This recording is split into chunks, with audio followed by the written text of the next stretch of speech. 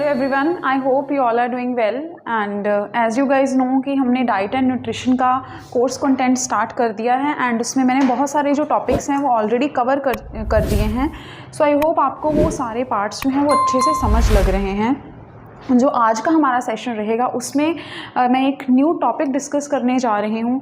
हमने अभी तक micro nutrients and macro nutrients के बारे में डिस्कशन कर ली है। You should watch those lectures properly. आपको वो लेक्चर्स जो हैं अच्छे से समझने हैं बिकॉज वो कोर्स कंटेंट बहुत ही ज़्यादा इंपॉर्टेंट है। अगर आपको मैक्रो एंड माइक्रो न्यूट्रिएंट्स के बारे में नॉलेज होगी तभी आप एक अच्छा डाइट प्लान बना पाओगे, तभी आप मील प्लानिंग के टाइम पर उन कॉन्सेप्ट्स को वहाँ अप्लाई कर पाओगे। Is it clear? सो आज का जो हमारा टॉपिक है इट इज़ एक्चुअली बहुत ही इंटरेस्टिंग टॉपिक है, water and electrolytes.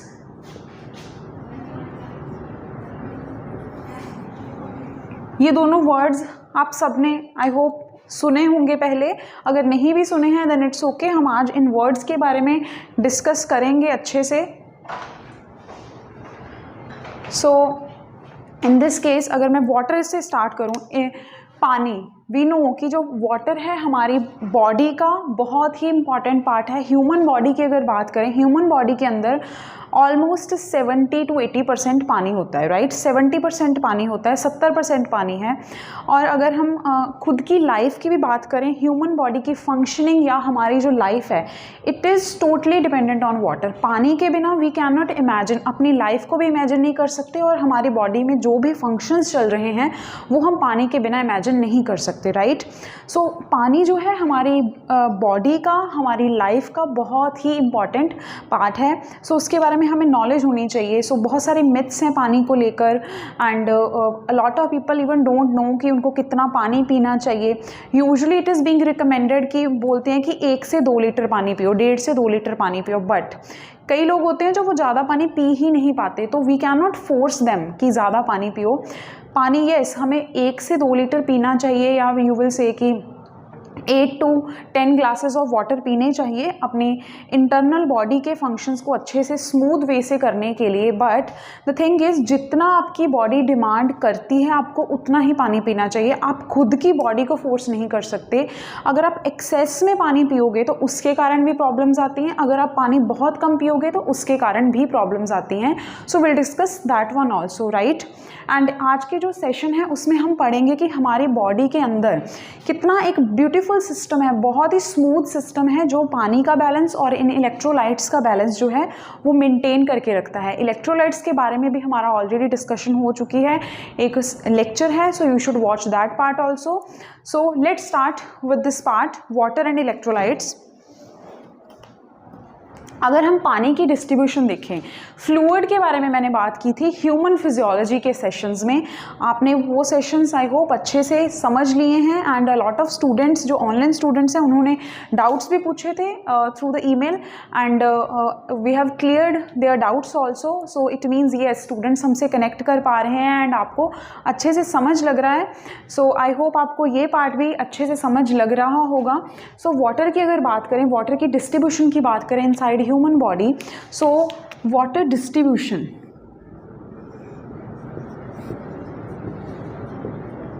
Water distribution जो है, वाटर क्या है, अंदर एक फ्लूइड है, right, it is a liquid. तो water distribution inside the body actually 2 parts में है। One is the intracellular, means cells के अंदर as a intracellular fluid, and another one is the extracellular fluid,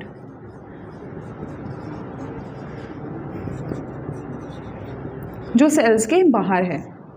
तो एक्चुअल में ये जो पानी है, वाटर है, जो भी हम ड्रिंक करते हैं, राइट, हम we covered the digestion process, we did the digestion of carbs, proteins, fat. तो वो भी जो भी फूड प्रोडक्ट हम खा रहे हैं वो डाइजेस्ट होकर जब एब्जॉर्ब हो रहा है उसके अंदर पानी भी तो होगा ही, राइट। या जो हम लिक्विड प्रोडक्ट्स कंज्यूम कर रहे हैं, नॉर्मल पानी पी रहे हैं, तो वो पानी अंदर जाएगा, अंदर जाकर it will became the part of our circulatory system. और सर्कुलेटरी सिस्टम का एक बहुत ही इंपॉर्टेंट कॉम्पोनेंट है जो कि है ब्लड। ब्लड के बारे में ह्यूमन फिजियोलॉजी के सेशंस में हमारा वो पार्ट कंप्लीट हो चुका है. सो अभी तक अगर आपने वो सेशन नहीं समझा है, नहीं देखा है, then kindly watch that part firstly. तो वाटर की अगर बात करें, intra cellular and extra cellular fluid है, मीन्स सेल्स के अंदर है एंड सेल्स के बाहर है.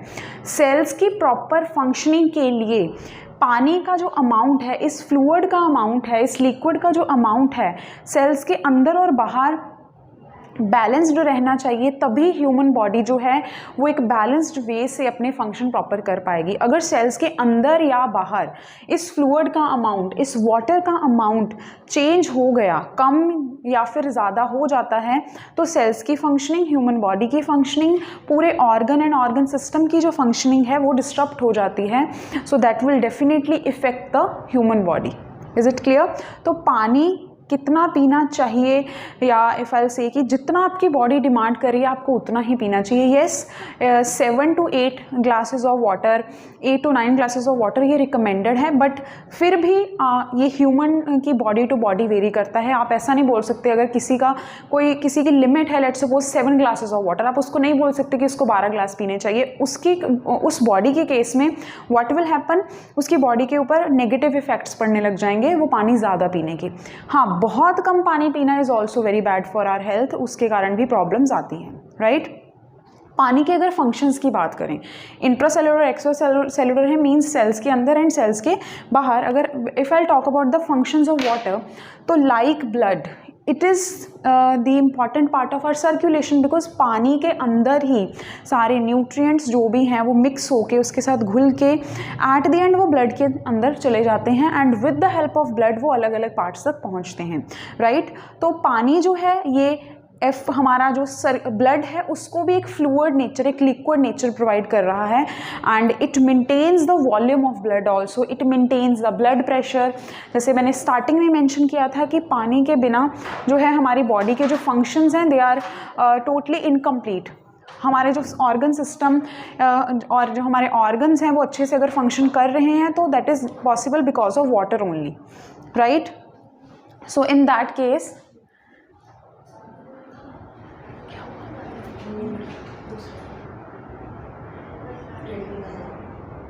यहाँ तो नहीं लेके आया.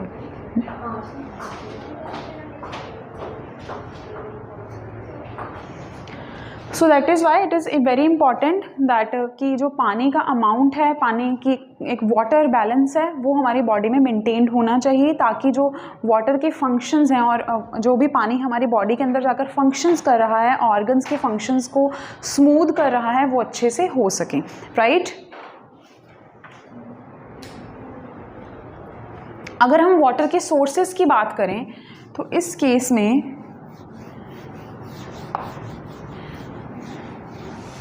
इफ आई से वाटर सोर्सेज, कहाँ से हमें पानी मिल रहा है? यूजुअली ऐसा होता है कि विंटर्स में हमारी बॉडी में वाटर की जो रिक्वायरमेंट है वो कम हो जाती है. राइट? बिकॉज वाटर लॉस जो है वो नहीं हो पाता.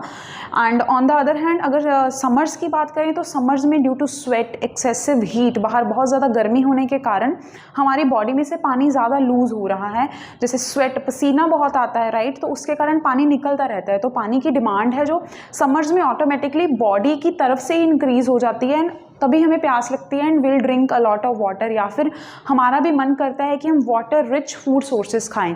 तो फूड सोर्सेज जिनमें पानी है, सारे ग्रीन लीफी वेजिटेबल्स, जो सारे फ्रूट्स जो भी हम खाते हैं, they are the rich source of water. और अमंग द फ्रूट्स ऑल्सो अगर मैं बात करूँ, watermelon, watermelon is the richest source of water. Watermelon, musk melon, cucumber,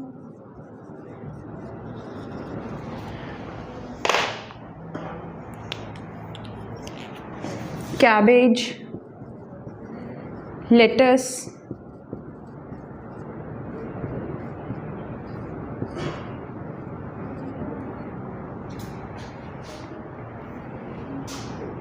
mango,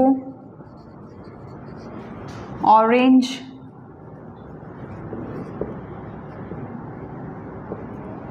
these are the some will say कि सोर्सेज हैं, कुछ sources हैं जिनमें पानी का जो अमाउंट है एक्चुअल में बहुत ज़्यादा होता है। And among all the fruits और ऑल द वेजिटेबल्स की अगर बात करें तो वाटरमेलन के अंदर जो पानी का कंटेंट है वो बहुत ज़्यादा होगा। इसीलिए हमें स्पेसिफिकली अगर मैं समर्स की बात करूँ, समर्स में हमारी बॉडी के अंदर पानी की कमी होना it is so common, because heat के कारण जो है हमारी बॉडी जो है पानी बहुत ज़्यादा लूज़ करती है। तो इसीलिए समर्स में इट इज़ बीइंग रिकमेंडेड कि समर्स के टाइम पर हमें वाटर रिच फूड सब्सटेंसेस खाने चाहिए, वाटर रिच फ्रूट्स खाने चाहिए जहाँ से हमें पानी मिलता रहे। और on the other hand if I say milk also contain water, even egg, अंडे के अंदर भी पानी होता है। Although the percentage or the amount is very less, but still it contains the water. Right? Apart from this, green beans, carrot, radish, turnip, they do contain water. जो भी सारी ग्रीन लीफी वेजिटेबल्स हैं, जो fruits हैं, उनमें पानी होता है। इसीलिए इट इज़ बीइंग रिकमेंडेड कि फ्रूट्स और अगर मैं बात करूँ ग्रीन लीफी वेजिटेबल्स खाने चाहिए। वो हमारे डाइटरी फाइबर्स की रिक्वायरमेंट तो कंप्लीट करते ही करते हैं, उसके साथ साथ दे हैव, इफ आई से specifically, they have the micro nutrients, vitamins बहुत ज़्यादा हैं उनमें, right. And they do contain the minerals भी उनके अंदर बहुत ज़्यादा हैं, एंड उसके साथ साथ पानी भी बहुत ज़्यादा है। Is it clear? So water की रिक्वायरमेंट को कंप्लीट करने के लिए अगर मैं जनरलाइज करके मैंने लिखना हो तो green leafy vegetables,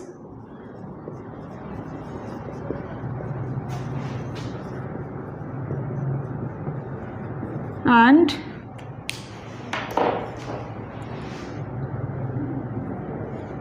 fruits. So this is recommended. Now अभी मेन हमने किस चीज़ के साथ डील करना है। फर्स्टली हमें ये पता होना चाहिए कि हमारी बॉडी जो है वो वाटर का बैलेंस कैसे बना के रखती है, वाटर्स का और इलेक्ट्रोलाइट्स का। अगर मैं इलेक्ट्रोलाइट्स की बात करूं तो इलेक्ट्रोलाइट्स में मेनली क्या आता है, मेन इलेक्ट्रोलाइट्स में it have the sodium ions, Na positive ions, potassium ions. These are the two main electrolytes of our body. हमारी बॉडी में इन दो आयंस का बैलेंस बहुत ही ज़्यादा ज़रूरी है, बिकॉज ये जो दो आयंस हैं they are very important for our nervous conduction, they are very important हमारी मस्कुलर एक्टिविटी के लिए, ओवरऑल हमारे सेल्स की प्रॉपर फंक्शनिंग के लिए इन आयंस का जो अमाउंट है वो बैलेंस होना चाहिए। एंड वन मोर थिंग, हमारी बॉडी में अगर मैं बात करूँ वाटर का एंड आयंस का, वाटर का और इलेक्ट्रोलाइट्स के बैलेंस को हम क्या बोलते हैं, that is called as osmotic balance.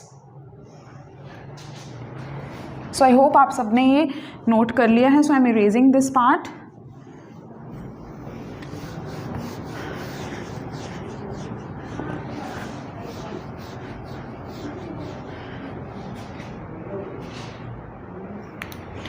So osmotic balance,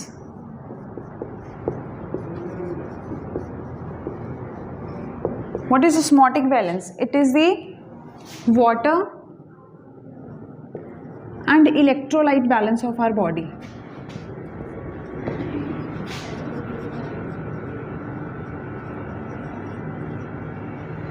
and हमारी बॉडी में एक ऑर्गन एंड ऑर्गन सिस्टम है जो बहुत ही इंपॉर्टेंट रोल प्ले कर रहा है to maintain the osmotic balance and to maintain the water and electrolyte balance inside our body. They are the osmotic balance के लिए क्या है, kidneys. Kidneys play primary role, play primary role for osmotic balance.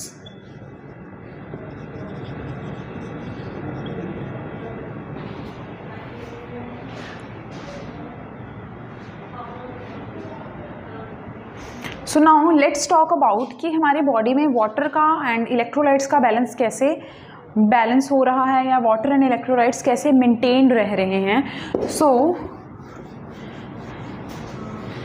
Let's talk about kidneys का। I have explained in detail मैंने explain किया है जब मैंने एक्सक्रीटरी सिस्टम करवाया था। ह्यूमन फिजियोलॉजी का जो यूनिट है उसमें आपको मिलेगा। अगर आपने किडनीज वाला सेशन या फिर ह्यूमन फिजियोलॉजी का कोई भी लेक्चर मिस किया है, so firstly watch that part, तभी आपको ये वाला पार्ट समझ लगेगा। So let's start with the water balance, because अगर आपको वाटर बैलेंस समझ लग गया then automatically you will understand the electrolyte balance, because करना तो एक ही ऑर्गन सिस्टम ने, किडनीज ही करेंगे, राइट।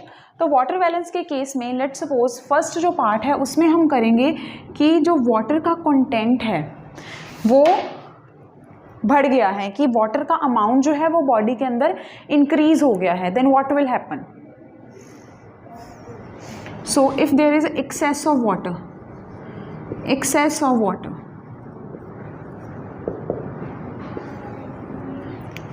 excess of water से क्या होगा?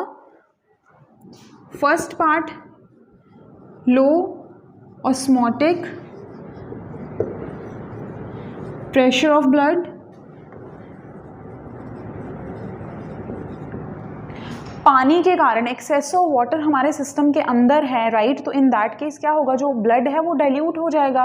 पानी जितना आप ज़्यादा ऐड करोगे किसी भी चीज़ के अंदर वो डाइल्यूट होती जाएगी, राइट। वो उतनी थिक नहीं रहेगी, उतना विस्कस नहीं रहेगा। तो जो ब्लड है उसका प्रेशर, जो ऑस्मोटिक प्रेशर है, जो ब्लड के सेल्स हैं वो प्रेशर अप्लाई करते हैं, वो डिक्रीज़ हो जाएगा। सेकेंड चीज़ क्या होगी, ब्लड वॉल्यूम इंक्रीज़ हो जाएगा।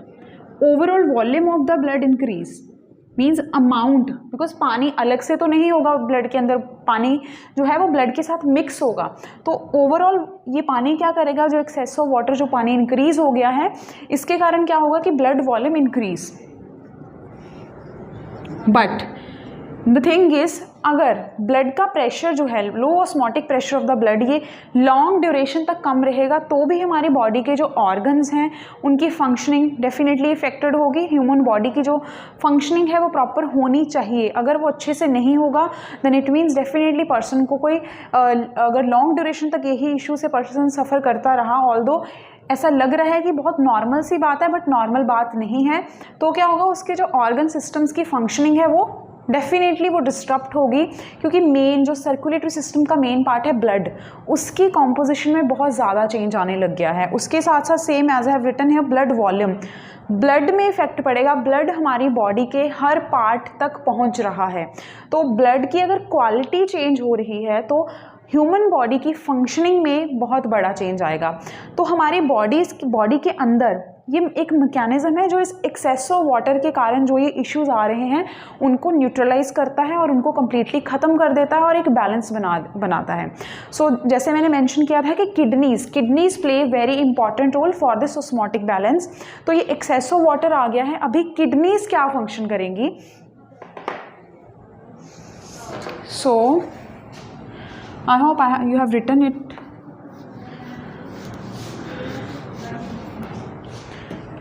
So what will happen? Excess of water first is osmotic pressure of blood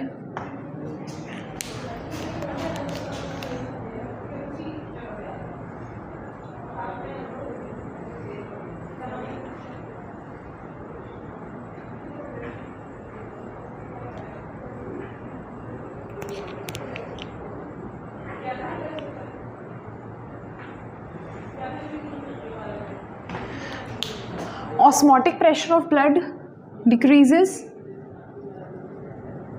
and उसके बाद क्या होगा, blood volume increase,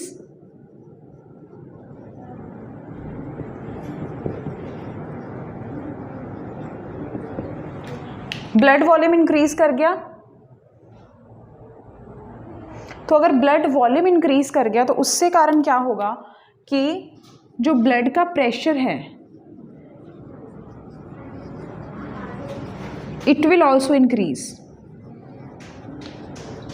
Osmotic pressure of blood and blood pressure, they are totally different things. Blood pressure के बारे में जब मैंने circulatory system करवाया था, in that part I have explained it properly. Osmotic pressure जो है वो क्या है कि ब्लड का जो भी विल से कि अगर मैं बात करूँ कि ब्लड फ्लो कर रहा है, यहाँ से आर्टरीज हैं ये और ब्लड इज़ फ्लोइंग, अगर मैं बात करूं कि ब्लड के अंदर जो है वाटर का कंटेंट बढ़ गया है, तो क्या होगा कि ब्लड के अंदर जितने भी विल से और आयंस हैं या फिर ब्लड सेल्स हैं, ठीक है, उनके कारण जो osmotic pressure of the blood decrease, ये एक दूसरे के ऊपर भी प्रेशर अप्लाई करते हैं जब ब्लड मूव कर रहा है। तो उसके कारण क्या होगा, ये जो अंदर आयंस के कारण या फिर बाकी सारे ब्लड कंपोनेंट्स के कारण जो प्रेशर है एक दूसरे के ऊपर व्हेन दे आर फ्लोइंग, वो डिक्रीज कर जाएगा। बट ब्लड प्रेशर जो है ओवरऑल इंक्रीज कर जाएगा। क्यों? क्योंकि पानी के कारण क्या हुआ है, ब्लड का अमाउंट तो बढ़ गया है। अगर ब्लड का अमाउंट बढ़ गया है तो क्या होगा, व्हेन ब्लड इज फ्लोइंग, जब ब्लड फ्लो कर रहा है तो इन आर्टरीज और इन वेन्स की जो वॉल्स हैं उसके ऊपर जो प्रेशर अप्लाई करेगा उसको हम बोलते हैं ब्लड प्रेशर, राइट। तो ब्लड प्रेशर जो है वो इंक्रीज हो जाएगा। इस टाइम पर क्या होगा, अभी किडनीज को सिग्नल जाएगा ब्रेन की तरफ से। Now brain will come into function. Brain sends signal to kidneys,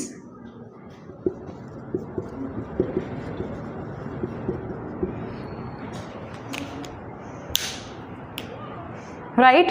brain ने क्या किया है, किडनीज को सिग्नल भेजा है। और उसके साथ साथ अगर मैं बात करूं, हमने जब when I have mentioned in the endocrine system में हमने किया था एंटी डायूरेटिक हार्मोन और वेसोप्रेसिन, राइट।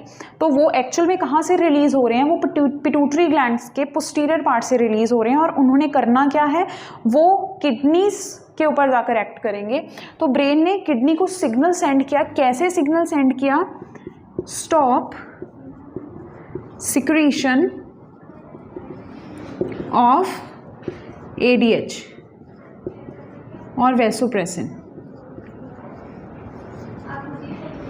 इस हार्मोन का, एंटी डायूरेटिक हार्मोन की जो प्रोडक्शन है वो कम हो जाएगी। एक्चुअल में ये हार्मोन जो है, ये जो सिक्रीशन, ये जो प्रोडक्शन हुई है, इसने करना क्या था, किडनीज के ऊपर जाके ये एक्ट करेगा। और किडनीज के ऊपर जब जाके एक्ट करेगा तो क्या होना था कि रीअब्जॉर्प्शन का जो मैकेनिज्म है वो इंक्रीज हो जाना था। कि लेट्स सपोज कि जो भी यहाँ अभी एक्सेस है वाटर ब्लड में से, ठीक है, अगर वो पानी लेट्स सपोज कि एक्सेस ऑफ वाटर है, हमने रिमूव करना है, या नॉर्मल वाटर की कंडीशन लगाकर चलते हैं कि जो नॉर्मल पानी है वो किडनीज की with the help of kidneys वो एक्सक्रीट हो रहा है। बट अगर बॉडी को लगेगा कि नहीं बॉडी में पानी चाहिए, तो क्या होगा, एंटी डायूरेटिक हार्मोन आएगा या वेसोप्रेसिन आएगा, किडनीज के ऊपर एक्ट करेगा और जो किडनीज ने वाटर सिक्रीट करना था वो बॉडी में वापस आ जाएगा, रीअब्जॉर्प्शन हो जाएगी।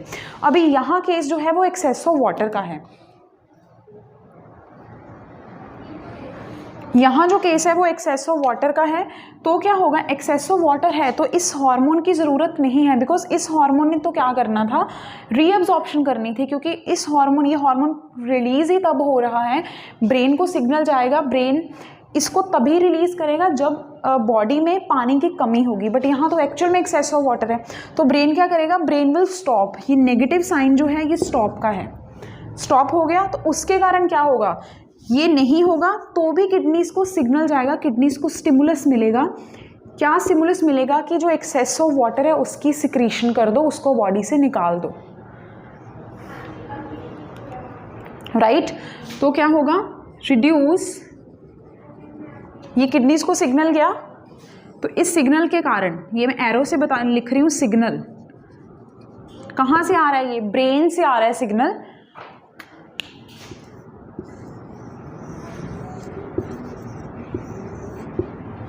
ब्रेन से सिग्नल आ रहा है, reduce water reabsorption.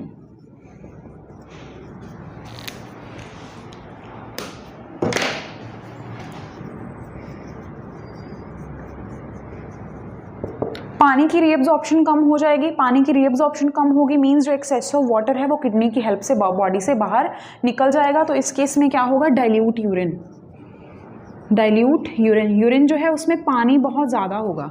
So in bracket I am mentioning excess of water is removed.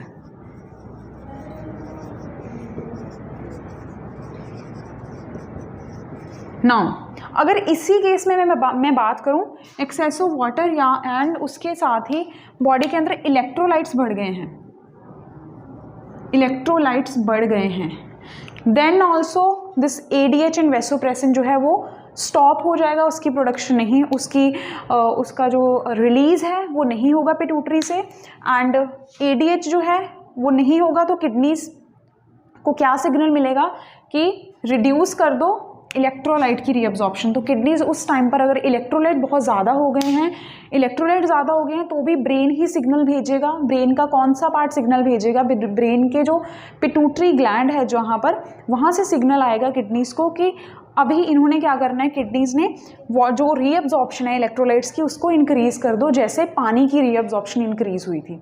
तो वो जो एक्सेस ऑफ इलेक्ट्रोलाइट्स होंगे वो यूरिन की हेल्प से या with the help of urine के थ्रू वो निकल जाएंगे। तो इलेक्ट्रोलाइट्स का बैलेंस भी it is exactly same like water.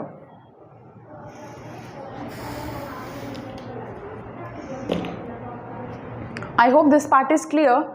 और इसके बाद जो हमारा नेक्स्ट टॉपिक है दैट इज, अगर बॉडी के अंदर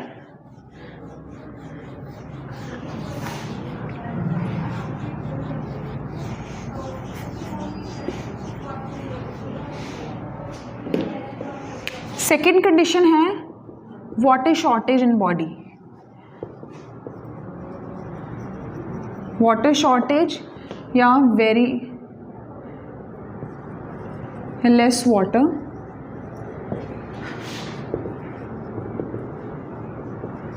इनसाइड बॉडी। तो इस केस में क्या होगा, पानी बहुत कम है, पानी कम है तो डेफिनेटली ब्लड के साथ कनेक्ट करो। पानी कहाँ कम है? सिस्टम के अंदर कम है। सबसे पहले कहाँ होगा वो पानी की कमी, कहाँ महसूस होगी, कहाँ पता लगेगा कि पानी कम है? Inside the blood. तो it will be what, low osmotic pressure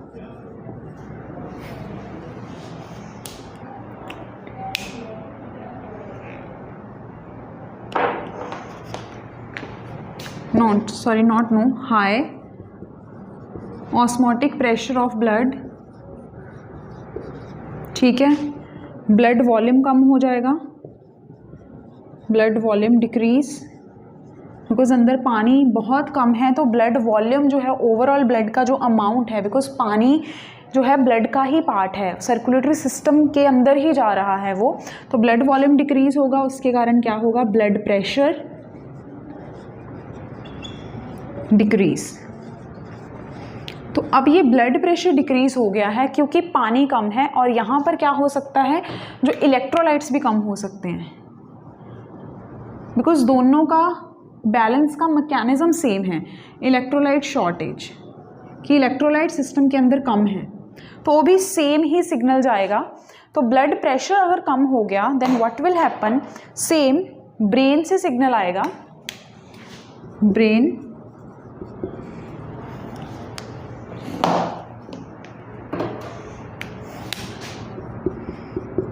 stimulate करेंगे release of ADH, release of anti diuretic hormone that is ADH। Anti diuretic hormone को रिलीज करेंगे, एंड ये जो एंटी डायूरेटिक हार्मोन है ये स्टिमुलस भेजेगा या सिग्नल भेजेगा टू किडनीज। और उसके बाद क्या होगा, किडनीज ने क्या करना है, kidneys will increase water reabsorption.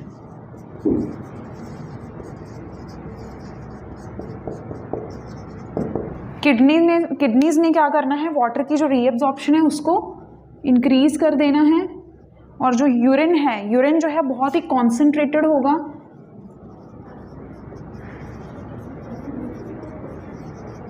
Concentrated urine होगा। इस केस में वाटर रीअब्जॉर्प्शन इंक्रीज करने का क्या रीज़न है, बिकॉज ऑलरेडी बॉडी के अंदर पानी कम है।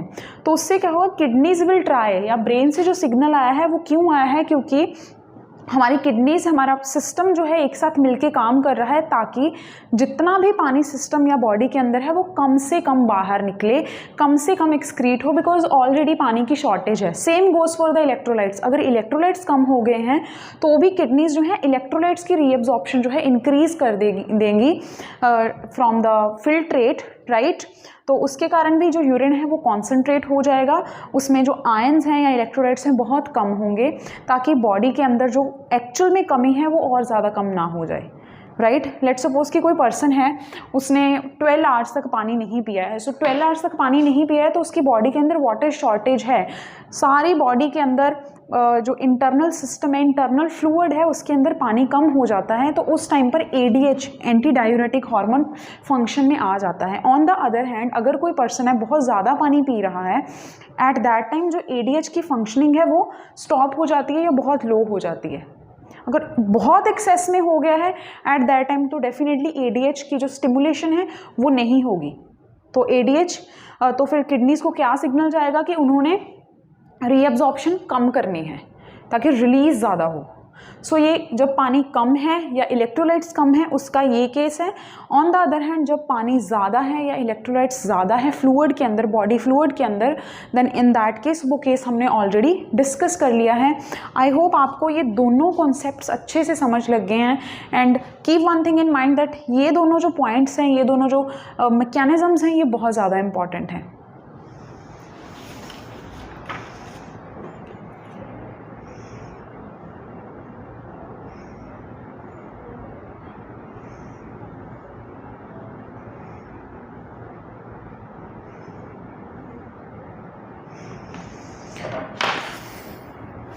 राइट। सो जैसे मैंने क्लास के स्टार्टिंग में मेंशन किया था कि पानी अगर कोई पर्सन एक्सेस में पी रहा है तो भी प्रॉब्लम है, अगर कोई पर्सन बहुत कम पी रहा है तो भी प्रॉब्लम है।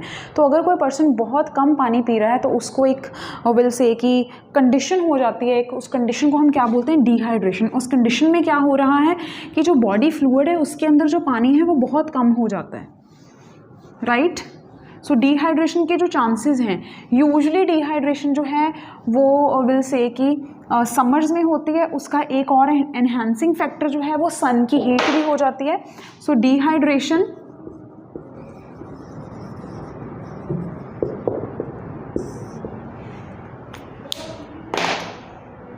इसमें क्या होगा, बॉडी फ्लूइड वॉल्यूम डिक्रीज। तो बॉडी के अंदर जो फ्लूइड वॉल्यूम है वो डिक्रीज है। वो डिक्रीज जो है मेनली कि पानी कम है बॉडी के अंदर, राइट। एंड इसको जो समर्स में स्पेसिफिकली ज़्यादा होता है usually. On the other hand winters में भी डिहाइड्रेशन हो सकते हैं। लेट्स सपोज कि कोई पर्सन है बहुत ही कम पानी पी रहा है, तो इन दैट केस डिहाइड्रेशन हो सकते हैं। मीन्स इंटरनल सिस्टम के अंदर पानी बहुत कम हो गया है। उसके कारण क्या होगा, उस पर्सन की स्किन के ऊपर बहुत ज़्यादा इफेक्ट दिखने लग जाएंगे कि स्किन बहुत ड्राई रहेगी, हाइड्रेटेड नहीं दिखेगी। So they are the common symptoms of dehydration. और उसके साथ साथ बॉडी की जो फंक्शनिंग है ओवरऑल वो बहुत ही स्लो हो जाती है। So person may started feeling so weak, so lethargic. तो पर्सन बहुत लेजी भी फील करना शुरू कर देता है। जो ब्लड प्रेशर है वो बहुत कम हो जाता है पर्सन का। सो डिहाइड्रेशन के ये बहुत ही कॉमन सिम्टम्स हैं, कॉमन फीचर्स हैं। तो इस केस में जो सिम्टम्स की अगर मैं बात करूं, so the symptoms of dehydration इस केस में क्या होता है कि जो skin is very dry,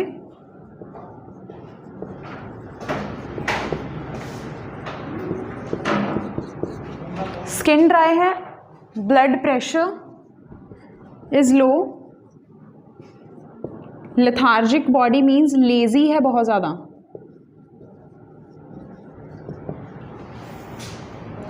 person बहुत लेजी फील कर रहा है।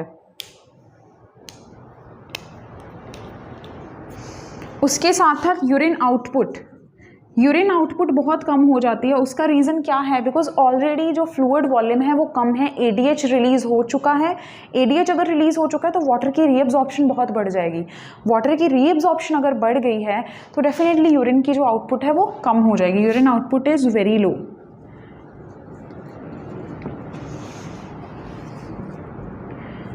Person may feel thirsty or the person may feel thirst frequently. उस इंसान को बहुत ज़्यादा प्यास लगेगी, बार बार प्यास लगेगी। So this is also the symptom. आपकी बॉडी, हमारी बॉडी खुद सिग्नल दे रही है। अगर हमें प्यास लग रही है, इट मीन्स बॉडी की तरफ से सिग्नल आ रहा है, मैसेज आ रहा है हमारे को अपनी बॉडी की तरफ से। बॉडी डिमांड कर रही है पानी को।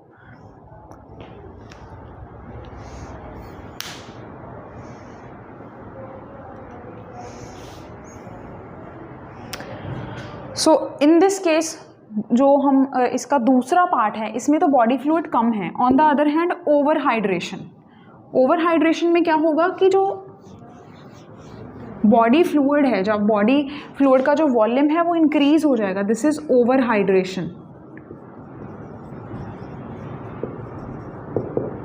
बॉडी फ्लूइड वॉल्यूम इंक्रीज, ये कब होता है? पर्सन जो है एक्सेस में पानी पीना शुरू कर देता है। As I have told you कि एक्सेस में पानी भी हार्मफुल है। इसका जो सिम्टम्स की बात करें, अगर सिम्टम्स में फ्रीक्वेंट यूरिनेशन, बहुत ज़्यादा बार यूरिनेशन आता है, होती है। एक्सेस ऑफ पानी पीने का एक और भी बहुत बड़ा इफ़ेक्ट है जो हमारे डाइजेस्टिव सिस्टम की फंक्शनिंग पर पड़ता है कि जो हमारी डाइजेशन और एब्जॉर्प्शन की प्रोसेसेस हैं वो इनकम्प्लीट रह जाती हैं। So incomplete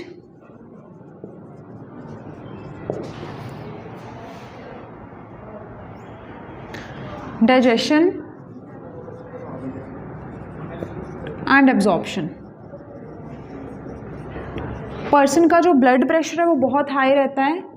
blood pressure high है या ब्लड प्रेशर लो है, दोनों ही कंडीशन में मेनली सर्कुलेटरी सिस्टम की फंक्शनिंग जो है उसके ऊपर बहुत बैड इफेक्ट पड़ता है, राइट। पर्सन को ड्राउजीनेस बहुत होती है।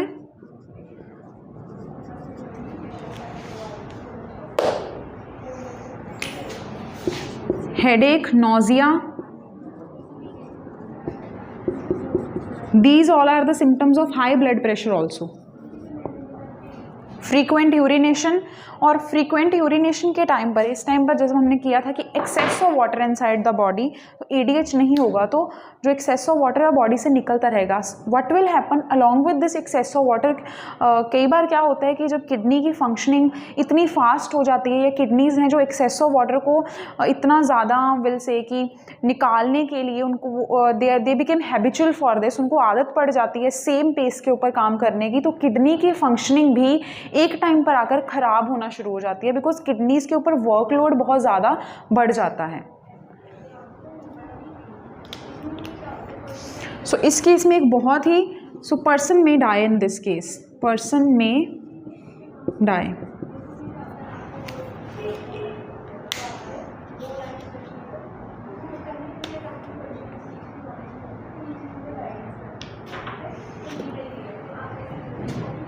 सो इसीलिए अगर पानी हम पीते हैं तो वी शुड, हमें अपने बॉडी की तरफ से जो भी डिमांड है, जो भी सिग्नल आ रहा है, accordingly we should drink water. कभी भी बहुत एक्सेस में भी पानी नहीं पीना चाहिए, कम पानी तो नहीं पीना चाहिए, right. According to our body demand पानी पीना चाहिए। एंड अगर मैं स्पेसिफिकली डिहाइड्रेशन की बात करूं, जैसे फल से कि अभी समर्स हैं, राइट, तो समर्स के केस में to protect yourself from this heat या डिहाइड्रेशन की जो प्रॉब्लम है उससे, तो द बेस्ट वेज की विल से कि वी शुड ड्रिंक वाटर, या फिर जो वाटर रिच फ्रूट्स या वेजिटेबल्स हैं उनकी कंजम्पशन करनी चाहिए।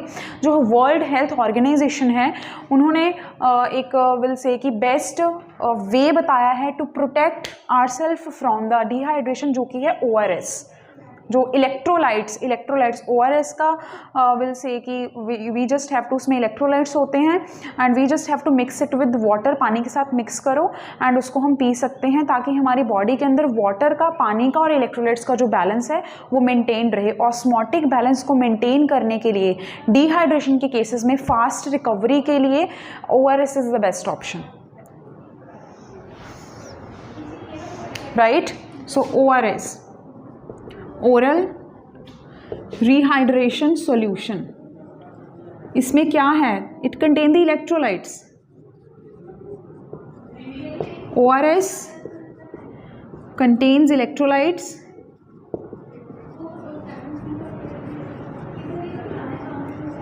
and it maintains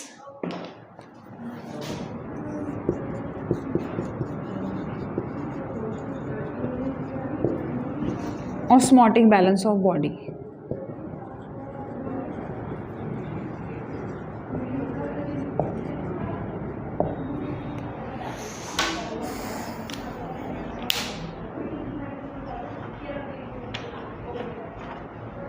नाउ अगर मैं वाटर की या इन आयंस की हमारी बॉडी से एक्सक्रीशन की बात करूं कि कैसे वी नो कि हमें पानी पीना चाहिए, हमें सारे आयंस इलेक्ट्रोलाइट्स चाहिए। जो फ्रूट्स और वेजिटेबल्स में ये मिनरल्स प्रेजेंट होते हैं, राइट, ये इलेक्ट्रोलाइट्स प्रेजेंट हैं, सोडियम, पोटासियम, मैग्नीशियम, ये सारे जो magnesium is also the part of this electrolyte, but main जो इलेक्ट्रोलाइट है वो सोडियम एंड पोटासियम है। Yes, we do include magnesium also with it. तो हमें ये फूड, जो भी फ्रूट्स और वेजिटेबल्स हम खा रहे हैं उनमें हमें ये ज़्यादा मिलते हैं। अगर मैं बात करूँ कि हमारी बॉडी के जो एक्सक्रीटरी मैकेनिज्म हैं, तो हमने एक यूनिट कंप्लीट कर लिया है ह्यूमन फिजियोलॉजी का, राइट। तो उस केस में आप सबने आई होप वो अच्छे से समझा है and you will be able to answer that part now. तो if I ask you one question कि how does our body excrete water and electrolytes, because excess में है या फिर नॉर्मल डेली जो भी हम पी रहे हैं तो उसमें से वेस्ट की फॉर्म में है, चाहे ये एक्सेस की फॉर्म में है, वाटर एंड इलेक्ट्रोलाइट हमारी बॉडी से निकलते हैं। तो how do our body excrete this? तो एक्चुअल में इस एक्सक्रीशन के बहुत सारे मैकेनिज्म्स हैं। अगर फर्स्ट की मैं बात करूँ तो first is the digestive system. Digestive system की हेल्प से जो वेस्ट है वो बाहर निकल रहा है in the form of faeces, right. तो फीसिस की फॉर्म में this waste is being removed out, waste remove हो रहा है। उसके अलावा एक्सक्रीटरी सिस्टम,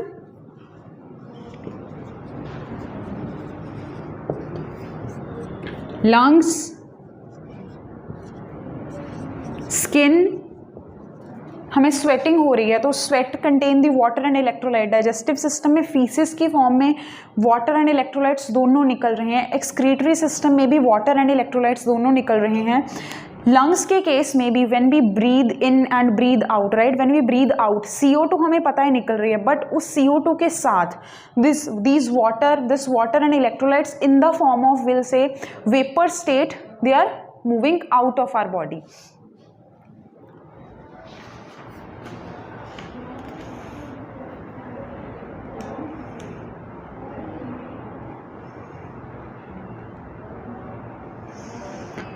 सो ये कुछ मैकेनिज्म्स हैं, ये हमारे बॉडी के सिस्टम्स हैं जो एक साथ मिलके बॉडी में से एक्सेस ऑफ वाटर और एक्सेस ऑफ इलेक्ट्रोलाइट्स को निकाल रहे हैं। एंड येस, ये एक साथ मिलके एक्चुअल में ऑस्मोटिक बैलेंस बना रहे हैं, बॉडी में एक बैलेंस बना के रख रहे हैं वाटर का एंड इलेक्ट्रोलाइट्स का। सो आई होप ये जो आज का हमने लेक्चर की समझा है वाटर एंड इलेक्ट्रोलाइट्स के बारे में, this part is clear. And being a dietitian आपको वाटर एंड इलेक्ट्रोलाइट के बैलेंस के बारे में बहुत ज़्यादा इम्पॉर्टेंट है कि इसके बारे में आपको नॉलेज हो, बिकॉज अपनी बॉडी, ह्यूमन बॉडी की फंक्शनिंग अगर अच्छे से चलानी है तो उसका बैलेंस होना बहुत ज़रूरी है। तो वो बेस्ट, एक हमारी बॉडी में जो एक बैलेंस चाहिए उसमें से osmotic balance is the main balance, की ऑस्मोटिक बैलेंस होगा अगर अच्छे से, तभी हमारी बॉडी की जो फंक्शनिंग है वो सही से चल पाएगी। सो आई होप आपको ये लेक्चर अच्छे से समझ लगा है, but still if you have any doubt you can ask me in the comments box, so you will get your answers there. बहुत सारे स्टूडेंट्स ने ईमेल आईडी के थ्रू भी क्वेश्चंस पूछे हैं तो उनको उनके आंसर्स मिल रहे हैं एंड आई होप वो सारे स्टूडेंट्स एंजॉय कर रहे हैं ये series. So will meet in the next section, next part में हम मिलेंगे न्यू टॉपिक के साथ। Till then take care and enjoy it. Thank you.